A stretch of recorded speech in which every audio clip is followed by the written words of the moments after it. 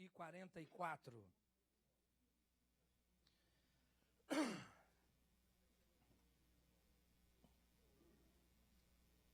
Glória a Deus. Na verdade, nós vamos ler 2 salmos. Então, você bota um dedo lá no 144 e volta lá no Salmos capítulo 8. Então vamos ler 8 e depois nós vamos para o 144. Amém?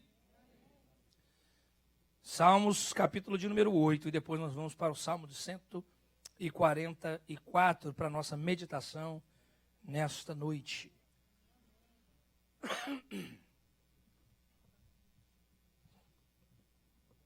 Você achou Salmos capítulo 8? Diga amém.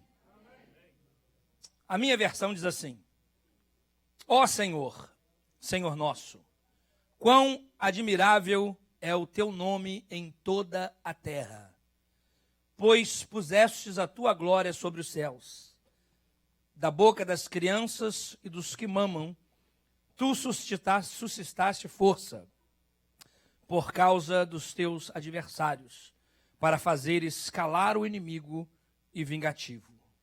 Quando vejo os teus céus, obras dos teus dedos, a lua e as estrelas que preparastes. Que é o homem mortal para que te lembres dele, e o filho do homem para que o visites. Versículo de número 4. Que é o homem mortal para que te lembres dele, e o filho do homem para que o visites. Salmos de número 144.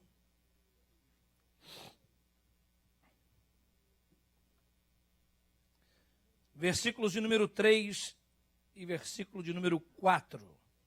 Salmos 144, versículo 3 e versículo de número 4. Amém? Amém.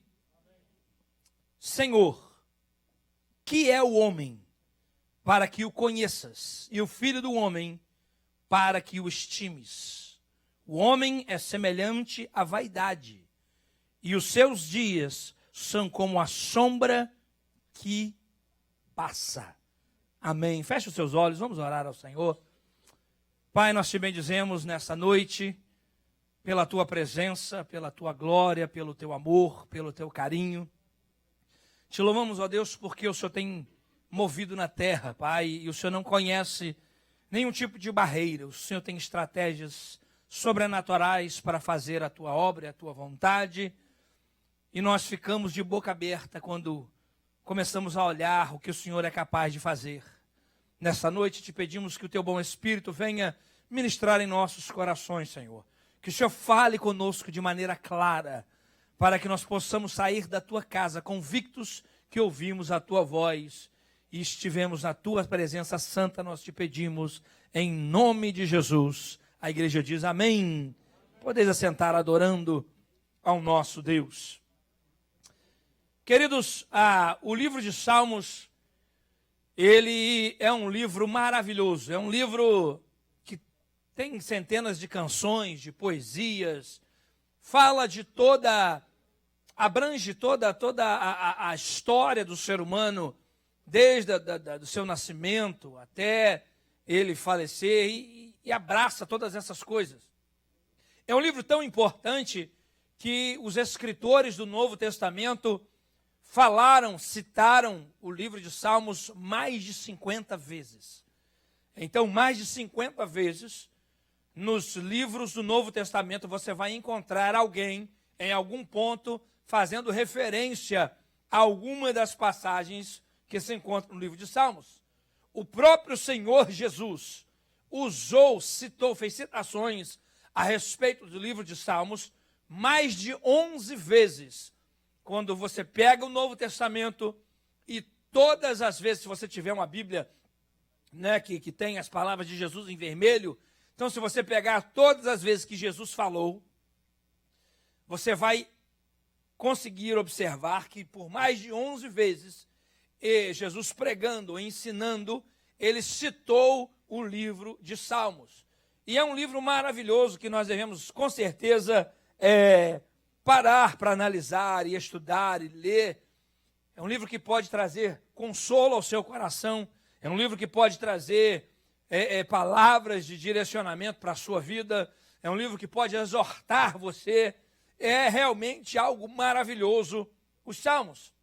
Mas o que me chama muito a atenção quando eu leio a Bíblia é quando a Bíblia faz perguntas. Quando a Bíblia pergunta alguma coisa, isso me chama a atenção.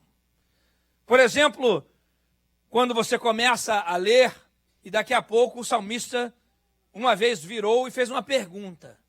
Ele virou e falou assim: que darei eu ao Senhor por todos os benefícios que Ele me tem feito? Porque quando você faz uma pergunta, isso mostra aonde está o seu coração, onde está a sua mente. Porque tem coisas que não é todo mundo que indaga. Tem coisas que não é todo mundo que pergunta. Tem coisas que as pessoas passam por cima e nunca para analisar, para pensar, para ponderar. Então é interessante você ver aonde está a mente e o coração da pessoa quando ela faz essas perguntas. O salmista, quando ele pergunta: que darei eu ao Senhor? Eu acho isso extraordinário. Eu acho isso, assim, algo glorioso. Porque, principalmente hoje, a nossa geração é uma geração que parece que ninguém pergunta, né, o que eu posso dar. Né? Por mais que a Bíblia diz que é melhor. Você já leu isso, né? Oh, aleluia. A Bíblia diz isso. A Bíblia diz isso. Deixa eu repetir. A Bíblia diz isso. Deus diz isso. Jesus disse isso. É melhor dar do que receber. Mas nós temos uma geração que na Bíblia deles fala assim: é melhor receber do que dar. E o salmista, ele começa a ver o seu relacionamento com Deus e ele faz essa indagação.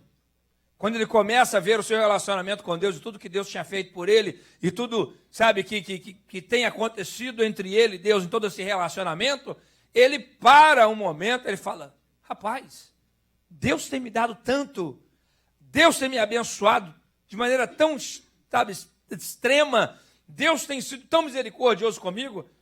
Poxa, eu tenho que recompensar a Deus. Né?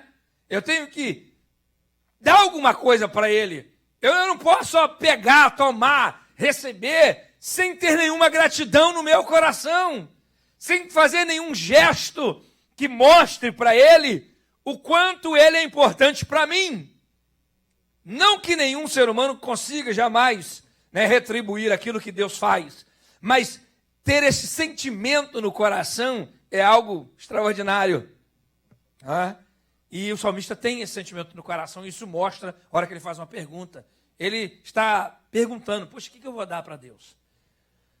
Agora, entre muitas perguntas que ele faz, tem essa que Davi faz. Tanto os salmos de número 8 que lemos, quanto os salmos de número 144, são salmos de Davi, são canções que ele criou, que ele escreveu, que ele compôs, e é completamente diferente, né? A letra das canções que Davi compunha com as letras de certos hinos que a gente escuta hoje em dia, certo? A gente olha assim, você vê a diferença é tremenda, porque você vê o que importa para ele, o que significa para ele se relacionar com Deus. Ele não só está interessado em dar alguma coisa para Deus, não porque Deus precise de alguma coisa, mas para mostrar a gratidão que há no seu coração, o reconhecimento de tudo aquilo que Deus tem feito para ele. Mas o relacionamento dele com Deus é tão grande que ele para olhar quem Deus realmente é e quem realmente ele é. E ele começa a olhar a Deus e ele começa a ficar completamente de boca aberta. Você já parou para analisar quem é o Deus que você serve? E você já comparou o Deus que você acredita com o Deus que você serve com o Deus da Bíblia? Porque tem muita gente que, se começar a fazer isso, capaz de ficar assustado e descobrir que o seu Deus não é o Deus da Bíblia. Quando você começa a ler a Bíblia e ver o Deus da Bíblia, não tem outro sentimento que vai invadir o coração de ninguém, a não ser um sentimento de entender que este Deus da Bíblia é um Deus enorme, poderoso, glorioso, majestoso. A Bíblia diz que quando ele desce do céu, né, tem algumas linguagens assim, e que ele toca os montes se derretem. Pense nisso. Os montes se derretem. Né? A Bíblia diz que ele manda e o vento obedece. Você já imaginou você controlar o vento? Você ser capaz de dizer para o vento o que ele deve fazer? Você acha que vento é qualquer coisa? Por exemplo, dá uma olhadinha no Weather Channel, né?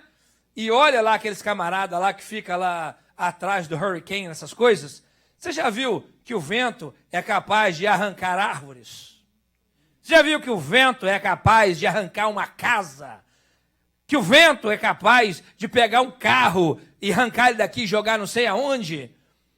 E a Bíblia diz que este Deus que nós servimos, ele dá ordem ao vento. Ou seja, tanto ele manda o vento sossegar, quando ele manda o vento destruir. É ele que manda. A Bíblia diz que ele manda o mar. Por exemplo, quando estava Jesus no mar da Galileia, né, que o vento começou a soprar e o mar começou a ficar agitado, ele mandou o mar se acalmar. Não é isso? Mas em outro texto, diz que o povo precisava fugir do seu inimigo e ele mandou o mar se abrir. Ou seja, ele manda o mar fazer coisas que não é peculiar do mar fazer. Mas ele é tão poderoso que quando ele manda, o mar obedece. Uma coisa é Deus falar assim, mar, faz onda. O mar é mole. Isso aí é comigo mesmo, fazer onda é comigo. Né? Mar, faz a maré subir. É com nós mesmo. Mar, faz a maré descer. Beleza, a gente faz isso direto e reto. Mas quando ele fala assim, mar, abre para o povo passar, isso não é peculiar. Então pare e comece a analisar este Deus que dá ordem para o mar, que dá ordem para o vento, que lhe dá ordem para a morte, e a morte tem que obedecer. Olha que loucura. A morte vem e leva a pessoa embora. Ele chega e fala com ele, devolve. Aleluia. Isso não é glória a Deus, não? É um Deus que ele não só tem poder sobre a natureza que ele criou, ele tem poder sobre o mundo espiritual. Ele ordena e os demônios são obrigados a retirar. Ele ordena e a morte tem que entregar quem levou. Ele faz o que ele quer, irmão. A natureza obedece a ele. E o salmista começa a observar este Deus. E é lindo porque João teve um arrebatamento e ele começou a ver e ele viu nos céus. Isso no céu, irmão. Ou seja, esses seres que estão nos céus, eles não têm o mesmo corpo que nós temos. Você entendeu isso? Eles não têm dor como nós temos, não tem que dormir como a gente tem que dormir quando dorme, não fica doente como nós. São seres completamente superiores a nós. E ele diz que num momento de honra e glória e louvor no céu, ele viu todos esses seres se encurvando diante deste Deus ao qual nós servimos. Todos eles. Anjos, arcanjos, querubins, serafim, todos anciões, até alguns que estavam nos céus e tinham tronos e tinham coroa. Para e pensa nisso. Trono e coroa é sinal de senhorio, de poderio, certo? Quer dizer que tem uma certa autoridade. Agora preste atenção, não é trono e coroa aqui na terra não, irmão. Porque se fosse alguém que tem um trono e uma coroa aqui na terra é uma coisa. Mas ele está vendo alguém que tem trono e coroa no céu. E diz que esses que tinham trono e coroa no céu, desceram do trono, arrancaram a coroa, meteram a cara no chão e falaram: tudo bem que a gente está aqui em cima, tudo bem que a gente tem trono, tudo bem que tem coroa, mas na verdade quem manda aqui é Ele. E quando ele começa a olhar para esse Deus, que é capaz de fazer todas essas maravilhas, o Criador de todas as coisas, certo? Aí ele para um cadinho e começa a olhar para ele, para nós, seres humanos, seres mortais, e como eu e você, seres que ficam doentes, né? Coisinha simples, gripe, né?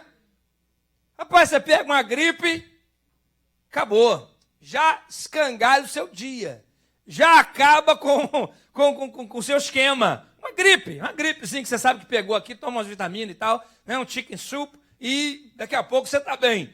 Mas uma gripe é capaz de arruinar o seu dia. Pessoas como eu e você, que tropeça com o dedão, quebra, fica roxo, entendeu? Tem que ficar andando mancando um tempão. Pessoas como eu e você, certo? Que tem que se agasalhar para sair no frio, porque senão não aguenta ficar 10 minutos lá fora, certo? Ou então no verão tem que meter um ar-condicionado assim para você conseguir dormir, porque senão você não consegue, né? Pessoas como eu e você, que de repente, se ficar muito tempo sem comer, a perna começa a ficar bamba, né? Ele fala: rapaz, tem que comer um negócio que eu estou fraco. Pessoas assim como eu e você, né? Que daqui a pouco começa a andar lá fora no verão, e aí tem que caçar água para tomar correndo, que está morrendo de sede. Pessoas assim, como eu e você, né? Extremamente dependente de milhares de coisas para sobreviver. Centenas de pequenos detalhes que eu e você precisamos para que a nossa vida possa esticar mais um dia, mais uma semana, mais um mês, mais um ano. Pessoas como eu e você, que não adianta falar para o vento, que o vento não está nem aí para mim, para você. Pessoas como eu e você, que falam para o mar e o mar continua rindo da sua cara e rindo da minha, falando: ah, quem é você? Pessoas como eu e você, que somos dependentes de ajuda. Vira para o seu irmão e fala assim: seja mais humilde, querido. Eu vi uma pesquisa uma vez de quantas pessoas que nós precisamos para ter um dia normal. E eu fiquei de boca aberta, não lembro agora, mas são milhares de pessoas, certo? Tem gente que bate no peito e fala assim: eu não preciso de ninguém. Mentira. Já falei isso aqui uma vez, mas vou repetir. Aí eu achei engraçado, que ele começou falando o seguinte: quando você acorda de manhã, né, você vai escovar o dente. Então você precisa da pessoa que fabricou a escova de dente. Mas aí você bota pasta na escova. Você precisa da pessoa que fabricou a pasta. Certo? Você vai tomar café. Aí você precisa da pessoa que plantou café, do que colheu café, do que industrializou café, do que fez o delivery do café, daquele que botou o café no mercado para vender, daquele que ficou no mercado para te vender o café. Irmão, só antes de sair de casa para trabalhar, só de você acordar e tomar café da manhã, é incrível quantas pessoas que você precisa para você ter um dia normal. Um dia nosso normal, certo? Porque, na verdade, você não fabrica nada disso, né? Se tiver que fabricar, você nem sabe como. Você não planta nada, né? E muitos de nós tivessem que plantar, né? Com exceção de uma turma aqui, né? Você não ia morrer de fome. Então, nós somos dependentes de centenas de pessoas para viver. Mas o Deus que nós servimos, Ele é Deus por si só. Ele criou tudo do que existe do nada. E Ele não precisa de nada que foi criado para Ele continuar existindo. Diga aleluia. O salmista para e faz uma pergunta. Ele diz: Senhor, que é o homem para que o Senhor o conheça, e o filho do homem para que o estimes? O homem, na verdade, é semelhante à vaidade, e os seus dias são como a sombra que passa. Ele começa a analisar quem é Deus, o tamanho de Deus, a grandeza de Deus, a infinidade que Deus é. E o que nós somos, tão pequenos, tão necessitados de tanta coisa, tão fracos, tão vulneráveis. E ele começa a ver o relacionamento que ele tem com Deus, ele fala, meu Deus do céu, ele mesmo não consegue ver o que Deus vê em mim e em você, para que ele faça alguma coisa por nós. Porque o que você tem para oferecer a Deus? O que você pode dar para ele que ele não tenha? Será que você... Sabe, eu acho engraçado que tem gente que manda em Deus, já viu? Tem gente que manda em Deus, porque Deus tem que fazer, porque... Eu falo, então tá bom. Né? Se você tem controle de Deus, então faz o seguinte para mim, só me mostra o teu poder, controla o vento, né? Porque Deus o vento é menorzinho do que Deus, né? Você controla o vento, e se eu conseguir controlar o vento, eu vou começar a acreditar que você pode mandar em Deus. É uns troços que você vê que não tem... É um absurdo. E o salmista começa a perguntar, fala, Senhor, o que é o homem? Para o Senhor lembrar dele. O que nós temos, o que nós podemos, sabe? Por quê? Ele começou a ficar ponderando e pensando, para que Deus quer o homem? Para que Deus gasta tempo com o homem? Para que Deus ainda, sabe? Rapaz, nós mesmos, seres humanos, que estamos na mesma categoria, muitos de nós já não queremos lidar com os outros. Diga aleluia. Aleluia. Não é? Ué. Muitos de nós, certo? Que estamos de igual. A gente já às vezes, entendeu? Fala assim, rapaz, tem dia que você acorda, eu não quero ver ninguém. Eu não aguento ninguém hoje, eu quero ficar sozinho. Ô, turma complicada. Deus está muito acima e o salmista não consegue entender. Ele começa a questionar. Fala, Senhor, o que é o homem? O que é o homem? Preciso se lembrar dele. Aí ele dá um exemplo, fala que nós somos como a sombra. Para e pensa. Na época de Davi, não tinha luz elétrica. Pode ser assim, né? Um choque para você. Mas a eletricidade tem pouco mais de 100 anos, 120, 130 anos. Entendeu? Então, quer dizer, não tinha. Então, quando ele fala de sombra, ele está falando de sol. Amém? Então ele fala que a vida do homem é como a sombra, que aparece e vai embora. Ou seja, para ter sombra tem que ter sol. Sol nasce que horas? Dependendo do horário de verão, do inverno, né? Do hemisfério, se é norte ou sul, né? Perto do Equador, né? Mas vamos dizer aí, volta de 6 horas da manhã, certo? E aí ele fica quantas horas? Entendeu? Quantas horas que o sol fica aí? Ó? E quando é que ele vai embora? E aí ele diz, então, enquanto tem sol, tem sombra. O sol nasceu, foi embora, acabou a sombra. E ele diz que o ser humano é como sombra. Ele aparece, piscou o olho e foi embora. Que a nossa vida é desse jeito. E ele começa a querer questionar e dizer, Senhor, o que é o homem? Para que o Senhor faça tudo isso que o Senhor faz por ele. E aí Deus começa a responder essas perguntas maravilhosas. Em Mateus capítulo de número 16, o Senhor Jesus começa a ter uma conversa com alguém. Abra sua Bíblia em Mateus capítulo 16. E Jesus começa a responder a pergunta do salmista. E nesta parábola, nessa conversa de Jesus, do capítulo 16, no versículo de número 26, ele diz assim, pois que aproveita o homem ganhar o mundo inteiro, se perder a sua alma?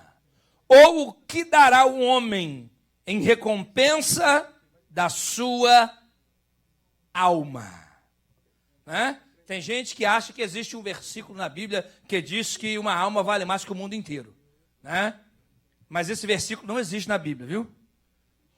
Se você achar ele, depois você me mostra, mas não existe.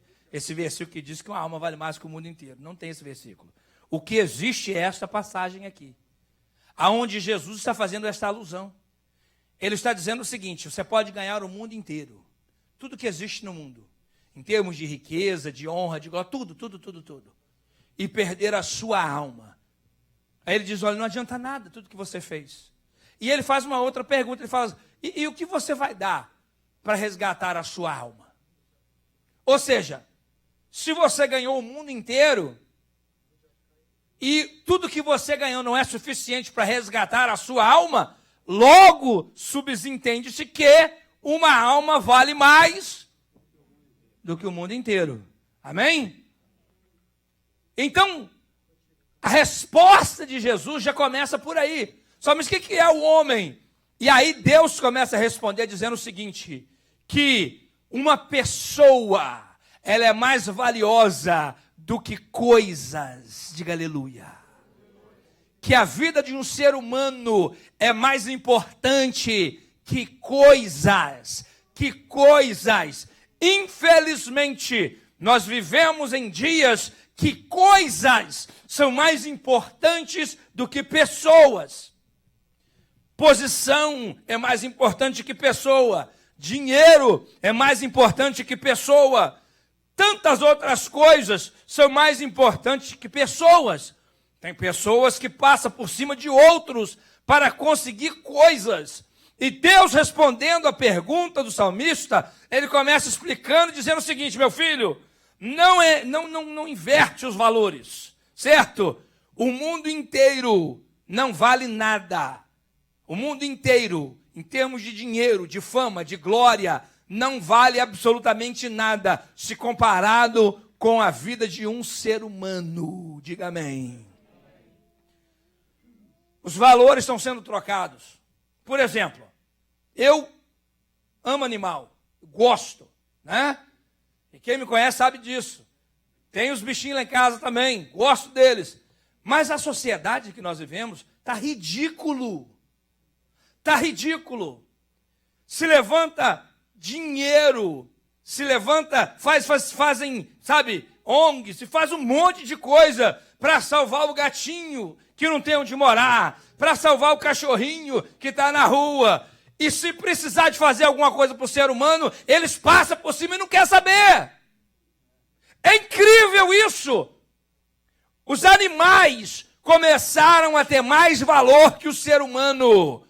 Deixa eu falar uma coisa para você, você crê na Bíblia? Deus não criou o homem para o animal. Deus criou o animal para o homem. Vai ler na Bíblia. Deus criou o animal para você matar, fazer comida e comer. Pode ler lá em Gênesis lá, meu filho, certo? E, ó, Deus deu a vaca lá para você matar ela, fazer o bife e comer à vontade. Quer ser vegetariano, não tem problema. Mas, sabe, não engora essa filosofia doida, não.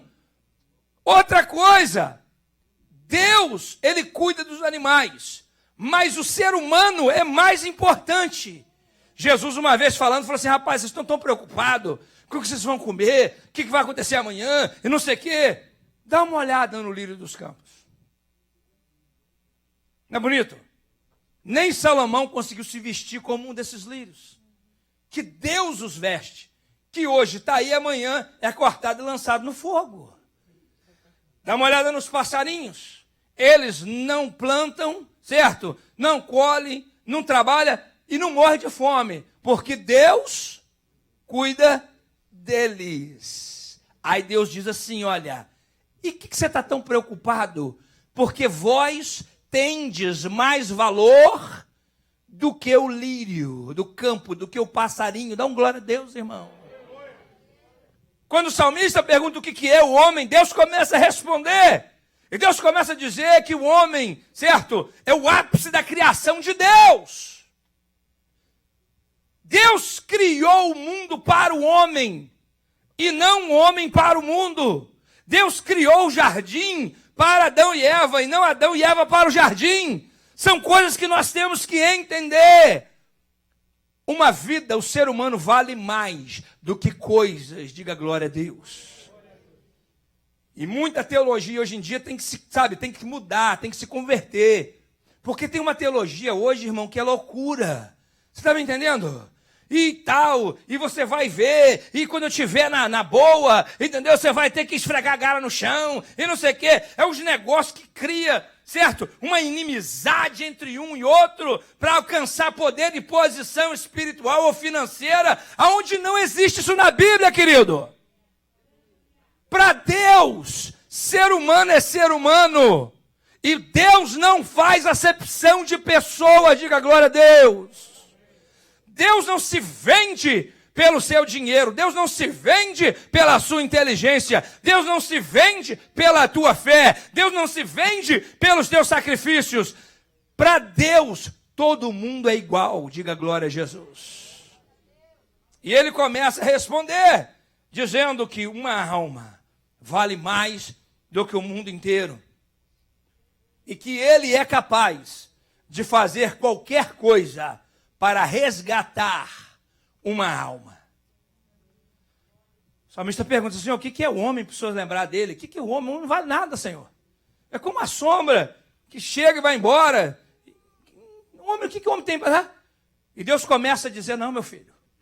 Certo? Uma alma tem muito valor. Uma pessoa é muito importante. É mais importante que as coisas, é que vocês estão com os olhos fitados nas coisas, e vocês não entendem que uma pessoa, ela é muito importante para mim. E o que eu sou capaz de fazer para resgatar ela? Qualquer coisa. A Bíblia diz em João 3,16, o textuário da Bíblia, porque Deus fez o quê? Amou o mundo de tal maneira que deu o seu Filho unigênito. Para quê? Para que todo aquele que nele crê não pereça, mas tenha a vida eterna. Ou seja, Deus, saiu do céu, encarnou, virou um ser humano como eu e você, certo? Morreu no nosso lugar na cruz do Calvário para nos resgatar do pecado. O maior problema do ser humano não é falta de dinheiro, não é falta de cultura, não é falta, sabe, de universidade, não é falta, sabe de quê? De Cristo na vida, de Bíblia, falta se render aos pés de Cristo. Não existe nada pior do que pecado, irmão. Pecado. E você pode definir pecado do jeito que você quiser, porque para Deus a definição dele de pecado está aqui, ó. Está vendo aqui, ó? Está aqui na Bíblia. O que Deus define que é pecado, é pecado. Não me interessa se a sociedade diz que não é. Não me interessa, certo? Se você arranjou aí um guru espiritual dizendo para você que não é. Porque se essa Bíblia aqui, se essa palavra falou que é pecado, é pecado. Porque, afinal de contas, você conhecer Deus através de quê? Foi isso aqui, ó. Foi este livro aqui, ó, que te falou da existência dele. Foi este livro aqui, ó, que te explicou o amor dele. Este livro aqui que define todas as coisas. Então, como é que agora você quer pegar só parte dele e dar a sua própria definição e dizer, não, mas isso não é pecado, mas isso não é pecado? Deixa eu falar uma coisa para você, você vai ter uma grande surpresa. O dia que você está de cara com ele, e ele olhar dentro dos teus olhos e falar para você, apartai-vos de mim, maldito, para o fogo do inferno, porque eu não te conheço. Você pode definir o que você quiser como pecado ou não pecado, mas se essa palavra que falou que é pecado, meu irmão, já era. Você comprou um carro, está dando defeito. Aí o manual está falando com você que é o seguinte, é que você tem que pisar 3 vezes no freio, certo? E depois uma no acelerador para ele ligar. Mas você fala assim, não, o manual está errado, não precisa disso tudo não, é só virar a chave. Você vai ficar virando a chave o resto da vida, o carro não vai pegar, não vai dar certo. Você pode falar o que você quiser. Você pode dar a definição que você quiser. Sabe por quê? Porque aqui diz o seguinte, o salário do pecado é o quê? Morte.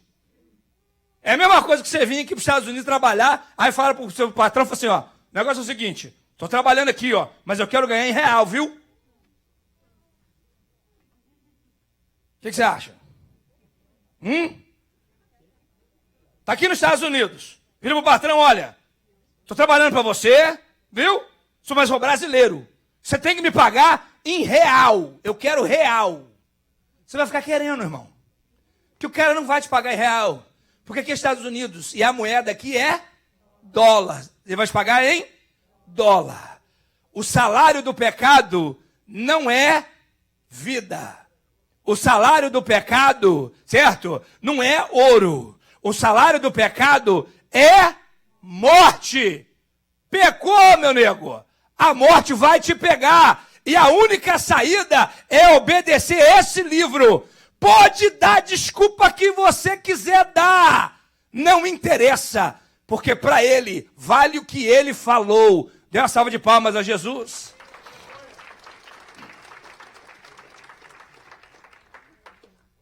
Mas ele diz, olha, eu te amo. E eu faço qualquer negócio para te resgatar. Qualquer coisa. Eu dou a minha própria vida para mostrar que você tem valor. Agora, sabe uma coisa que eu acho assim, extraordinária de Deus? É que com isso, ele mostra para a gente um negócio extraordinário. Talvez você já tenha escutado falar nisso. Certo? Se tiver uma nota de $100, fresquinha, do banco. Você vai no banco, acabou de ser imprimido, sabe aquelas folhas que, sabe, que vem assim, que você passa o dedo, você sente aquele negócio assim, sabe como é que é? Que cheio. Novinha em folha, que faz aquele barulhinho, sabe? Essa nota de $100 vale quanto? $100, certo? Mas aí você pegou essa nota, né? Você botou no bolso, trem amassou tudo, entendeu?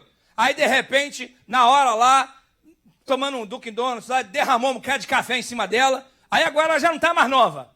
Ela está amassada, está manchada de café. Quanto que vale essa nota? Aí vamos dizer que você perdeu a nota. Você foi visitar uma fazenda. E a nota amassada, manchada de café, caiu em cima daquele misterinho que as vacas deixam assim pelo pasto. Manja o negócio? Né? Né? Manja?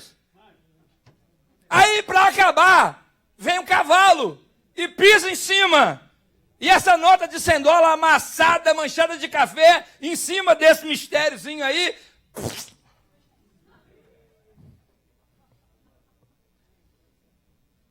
Passa alguém, vê ela nesse estado, olha para ela, diz para mim, quanto que vale essa nota? Ela continua valendo $100. Quando Deus olha para mim e para você, é exatamente isso que ele vê. E esse que é o problema nosso. Quando a gente olha para o ser humano, a gente acha que ele só tem valor se ele estiver limpinho, bonitinho, arrumadinho, cheirosinho. Mas Deus, quando olha, ele não quer saber se está manchado, ele não quer saber nem se está, entendeu? Naquela situação ali, entendeu? Que o pessoal não quer nem ver, não quer, entendeu? Chega, pega, lava, não é isso? Seca, porque tem valor. Quando Deus olha para o ser humano, Deus não vê a situação em que você está. Deus vê o valor que você tem. E o amor de Deus, capaz de dar a sua própria vida para resgatar você, até mesmo desse lixo todo, não é para você continuar no lixo não, querido. É para você descobrir que você tem valor. E Ele quer tirar você desse lixo todo. Ele quer lavar você com a misericórdia, com a graça. Você está me entendendo? E fazer você ficar novinho em folha de novo. E dizer para você, você nunca perdeu valor. Você continua tendo valor. Olha que loucura, vem uma prostituta. Não, uma adúltera. Uma mulher que foi pega no ato.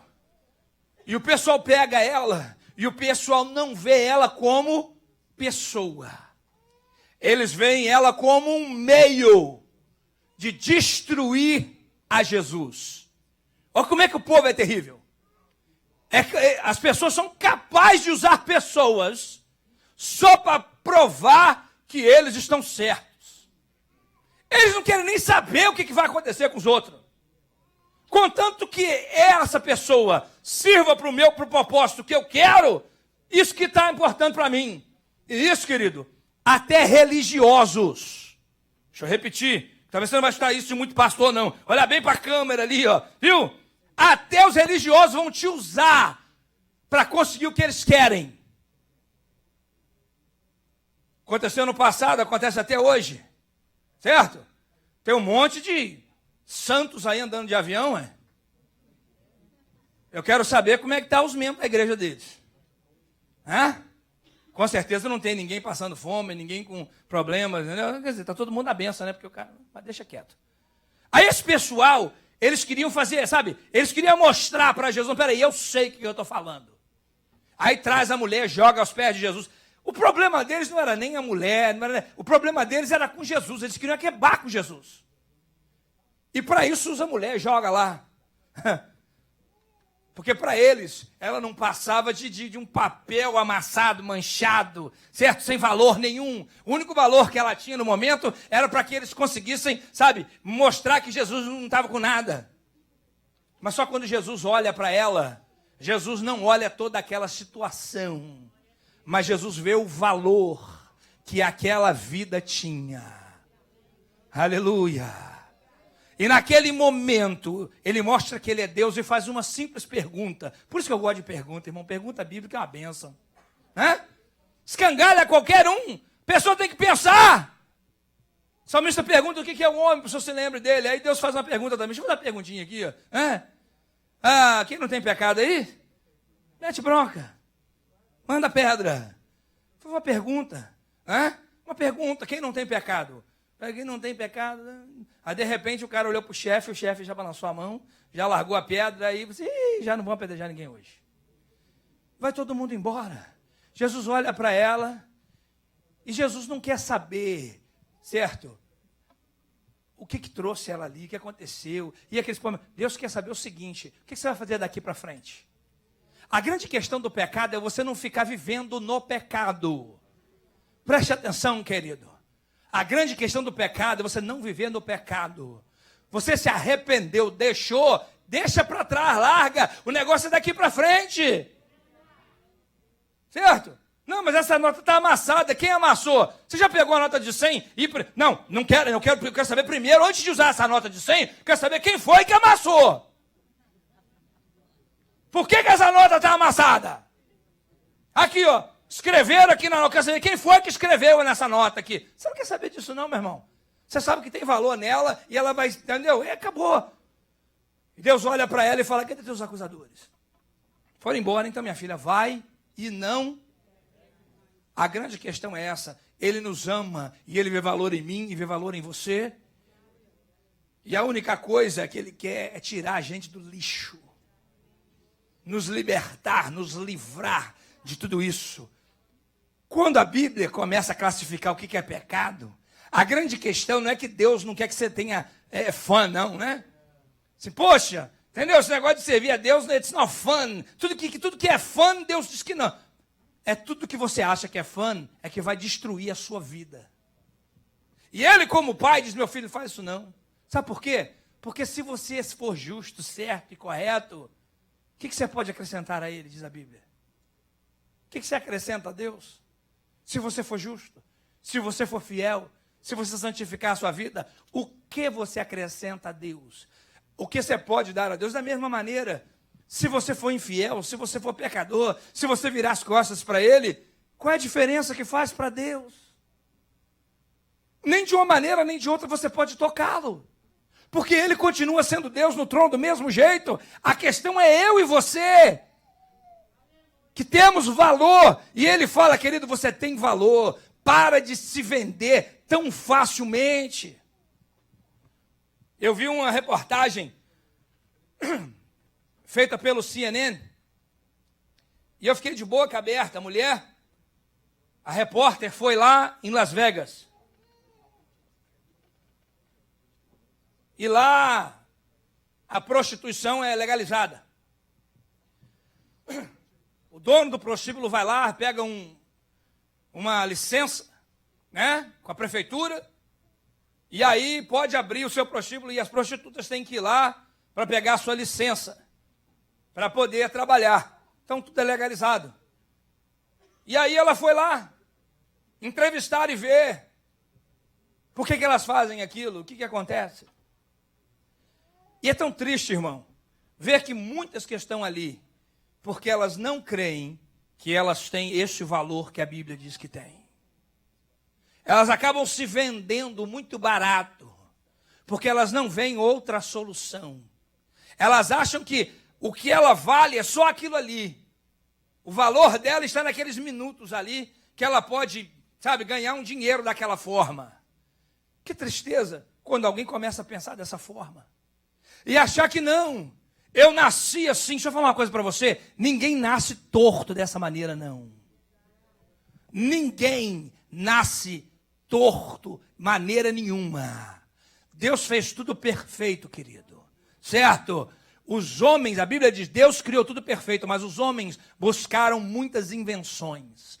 A grande questão é a filosofia que você engoliu. É as mentiras que você acreditou. E hoje viraram parte da tua realidade. Mas não é porque é parte da tua realidade que são verdades, não. Tem muita gente vivendo mentira. Desesperados por algo que não é real, buscando uma utopia. Você sabe o que é uma utopia? Tem muita gente buscando utopia, acreditaram em coisas que são mentiras. Sabe por quê? Porque é mais fácil eu dizer que eu nasci assim, que não tem jeito de mudar, do que eu encarar a verdade e pagar o preço e me tornar aquilo que Deus quer para a minha vida. Diga aleluia. Todo mundo tem luta, querido, todo mundo tem dificuldade. Você está achando o quê? Está achando que o problema é que a gente olha e sempre acha que a grama do vizinho é mais verde, mas não sabe o preço que o vizinho paga. A grande realidade é quando Deus olha, Ele vê cada um de nós na nossa dificuldade, no nosso problema, e Ele diz, você tem valor, você tem valor, você tem valor, você tem valor, você tem valor, você tem valor, você tem valor.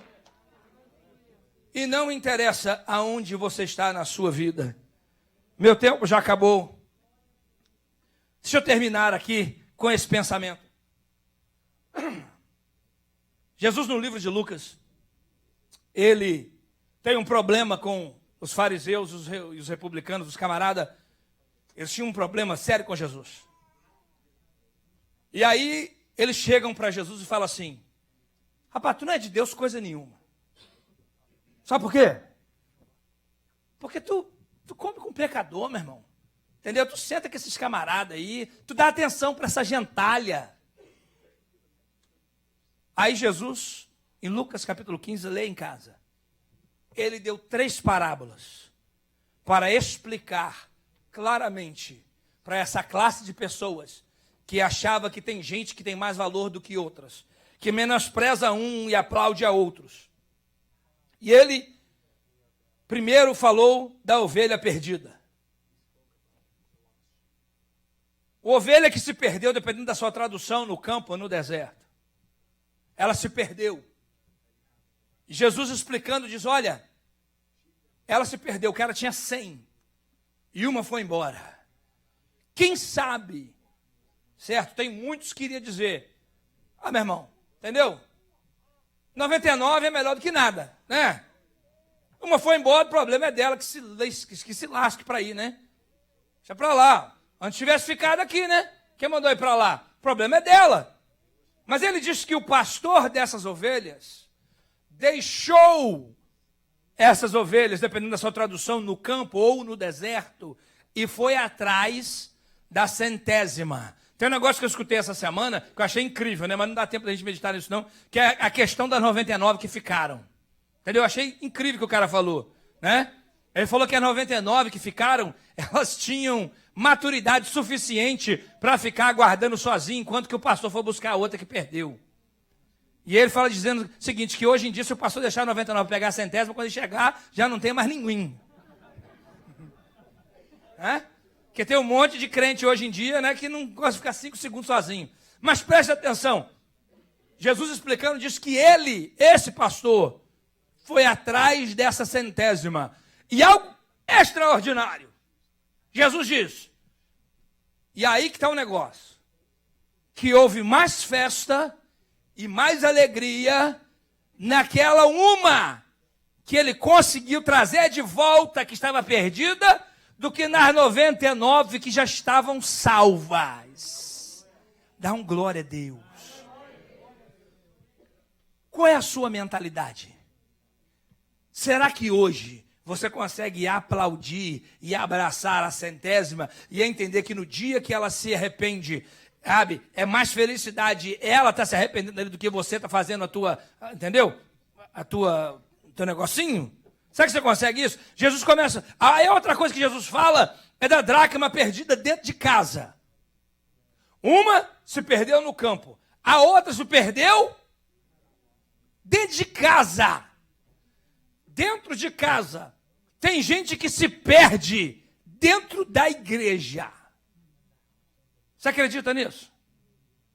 Tem gente que vem para a igreja, canta, oferta, às vezes até se envolve em algum departamento, mas no meio dos anos, essa coisa toda, ele acaba se perdendo.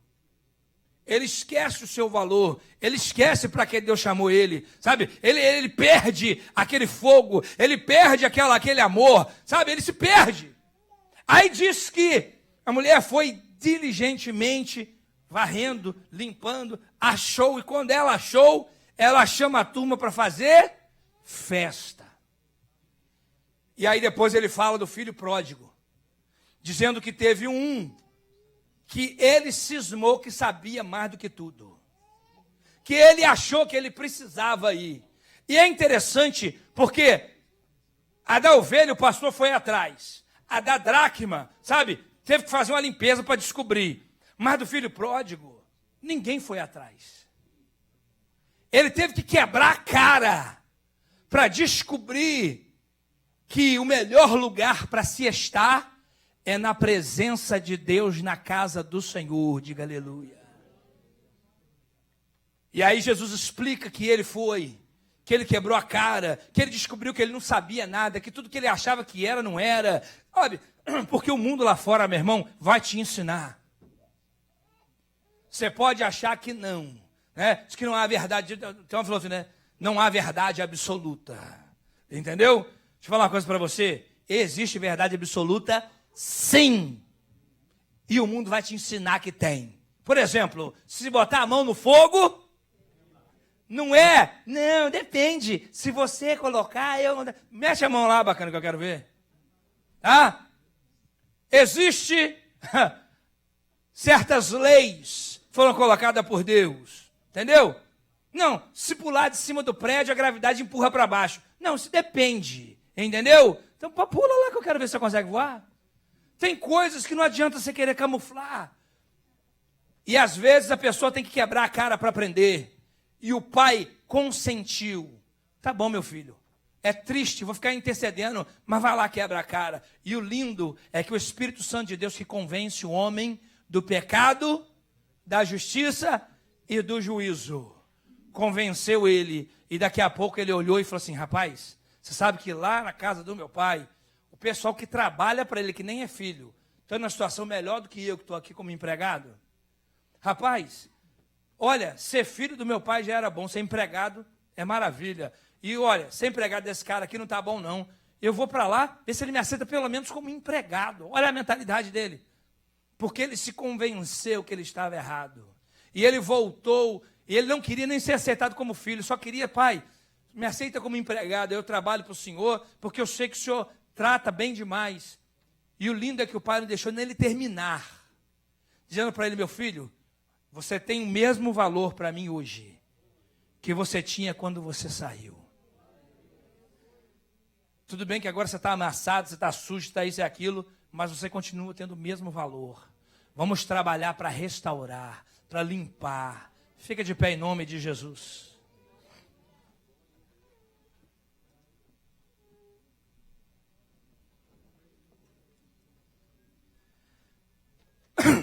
O que Deus quer é simplesmente um posicionamento seu.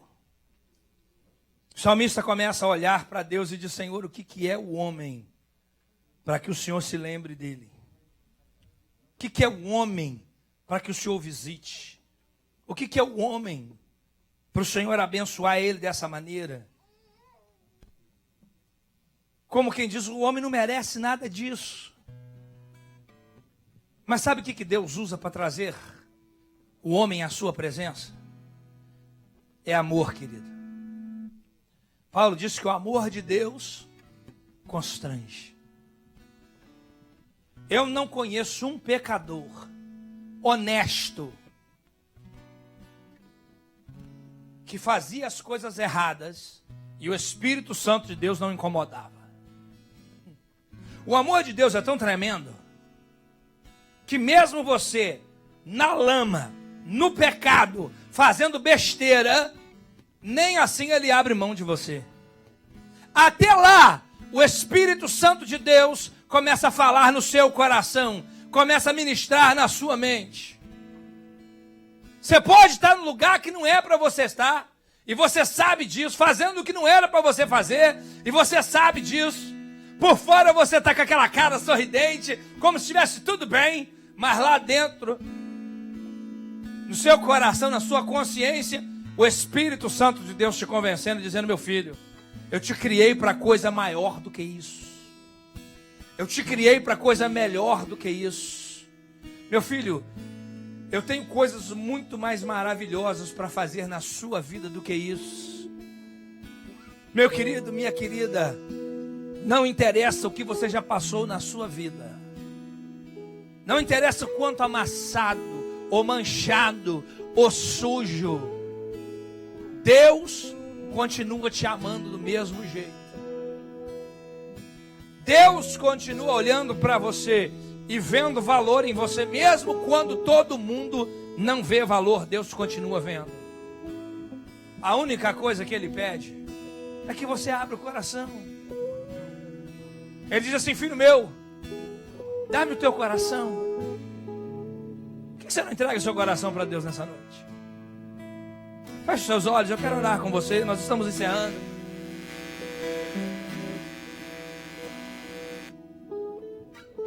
Feche os seus olhos, comece a falar com Deus. Esse Deus que eu falei aqui da Bíblia, esse Deus glorioso. Abra o seu coração, deixa o Espírito Santo de Deus ministrar no seu coração. Se você abrir o seu coração, Ele vai falar para você. E sabe quando Deus fala para você do teu pecado, Ele não fala acusando você, dizendo você não vale nada, não. Muito pelo contrário, Ele diz: meu filho, você vale muito para estar envolvido com esse troço. Ele olhando para Lázaro, Ele olhando para Zaqueu, Ele olhando para o endemoniado gadareno, Ele olhando para centenas e milhares de pessoas, endemoniados, prostitutas, homossexuais, doentes. Ele olha e fala assim: você vale muito para continuar nesse lixo. Eu te criei para coisa maior do que isso, para coisa melhor do que isso. E a sua consciência é capaz de ouvir a voz do Espírito Santo. Não tem como você calar a voz da tua consciência. Não tem como você calar o Espírito Santo. Você pode fechar os seus ouvidos para a minha voz, mas não tem como você fechar os seus ouvidos para a voz de Deus. E o amor dele constrange. Ele olha para mim e para você e diz: olha, eu te amo. Aí onde você está, eu continuo te amando. E te amo tanto que eu não quero que você continue aí. Oh, aleluia. Feche os seus olhos, fale com Ele. Ouça essa canção. Aleluia. Oh, Espírito Santo de Deus, ministra nos corações dos teus servos nessa noite. Senhor, aqueles que adentraram esta casa, Talvez pensando que eles têm um valor menor do que outra pessoa. Ou talvez achando que eles não têm valor nenhum. Quem sabe pessoas que já foram usadas por outras e se sentem sujos, tristes, talvez lutando contra situações, vivendo uma vida sabendo que não é aquilo que o Senhor tem para eles, mas não conseguem a força, a graça para saírem. Estende a tua mão nessa noite, Senhor. Vem encontrar eles aonde eles estão. Oh, aleluia.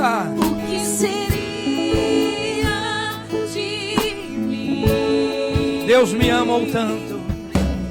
Deus me amou tanto. Aleluia. Que entregou seu filho para morrer em meu lugar.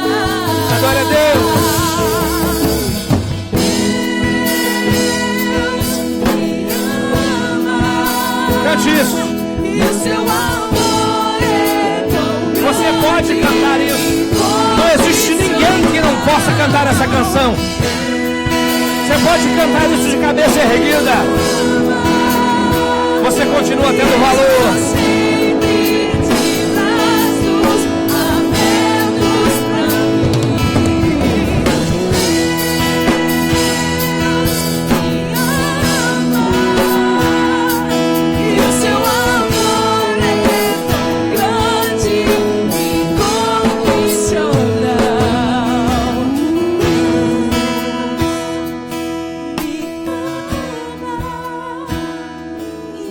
Aleluia. Glória a Deus. Feche os seus olhos, eu quero orar com você nessa noite. Preste atenção. Você tem o mesmo valor que você tinha quando Deus te criou. Não existe nada que você possa fazer para aumentar o seu valor ou diminuir o seu valor aos olhos de Deus. A única coisa é que Deus não quer ver você sujo, amassado, quase sendo jogado fora no lixo. O que Ele quer é limpar você, transformar você, trazer este valor que você tem para fora e usar você para a honra e glória do nome dEle. Feche os seus olhos, eu quero orar com você aí mesmo onde você está. Deixa o Espírito Santo de Deus ministrar no seu coração. Sabe, Ele prega melhor do que eu. Infinitamente melhor do que eu. Não tem nem comparação. Ele é capaz de explicar de uma maneira que só Ele sabe fazer. O que eu te peço nessa noite não é que você saia do seu lugar e venha aqui na frente, não. O que eu te peço nessa noite é que você abra o seu coração a caminho de casa e peça a Ele para ministrar no seu coração. Porque não tem coisa mais gostosa do que ouvir o Espírito de Deus falar conosco, nos convencer do pecado, da justiça e do juízo. E você voltar a esta casa e me procurar e dizer: pastor, me ajuda porque eu ouvi Deus falar comigo. Pai querido, eu te louvo por essa noite. Eu te agradeço pela tua obra em nossos corações. Senhor, essa vida nos amassa, nos suja, nos joga em cada situação, Senhor amado, que quando a gente para e olha no espelho, nem a gente consegue ver nenhum valor em nós mesmos. Mas eu te glorifico porque o Senhor continua vendo valor em nós. O salmista pergunta e o Senhor responde. E o teu amor nos constrange, Senhor. Ajuda os teus filhos que estão aqui nesta noite. Quem sabe, Senhor amado, como aquela ovelha perdida, quem sabe como aquela dracma perdida, quem sabe como o filho pródigo, precisando, Senhor amado, de ouvir a tua voz. Ministra no coração de cada um, Senhor amado. Opera de maneira extraordinária para que os pródigos voltem, para que possamos achar a centésima que está perdida, para que possamos varrer a casa e descobrir as que estão perdidas dentro da casa. Porque independente de qualquer coisa, uma alma vale mais do que tudo aquilo que o mundo tem para oferecer.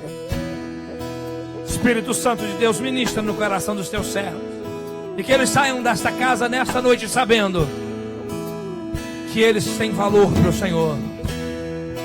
Tem tanto valor que o Senhor quer usar para granjear ainda mais almas. Envolve cada um com a tua glória, envolve cada um com o teu poder, cobre com o teu sangue. Pai, que haja arrependimento nesta noite, que antes de irem para a cama, deitarem e dormir, que haja um arrependimento real de pecados, de erros, que haja um conserto contigo, ou que haja pródigos voltando para viverem, Senhor amado, a realidade daquilo que o Senhor tem para cada um de nós. Leva os teus filhos em paz, dá uma noite tranquila de descanso e uma semana extremamente abençoada com a tua presença. Cobre com o teu sangue, repreende o inimigo, desfaz toda a armadilha no caminho dos teus servos. Prospera o trabalho da mão de cada um, Senhor amado, abre portas, cura, restaura, visita aqueles que estão no hospital, aqueles que estão, ó Pai, que estão cometidos de enfermidades. Consola, conforta, e que o grande amor de Deus, o Pai, a graça infinita do nosso Senhor e Salvador Jesus Cristo, a comunhão e as consolações do Espírito Santo do Senhor seja com cada um de nós e com toda a igreja do Senhor espalhada sobre a face da terra, de agora e para todo sempre. A igreja do Senhor diz amém. Dê a salva de palmas bem forte a Jesus. Dê um abraço no seu irmão, na sua irmã. Diga para ele, diga para ela: você tem valor, você tem valor.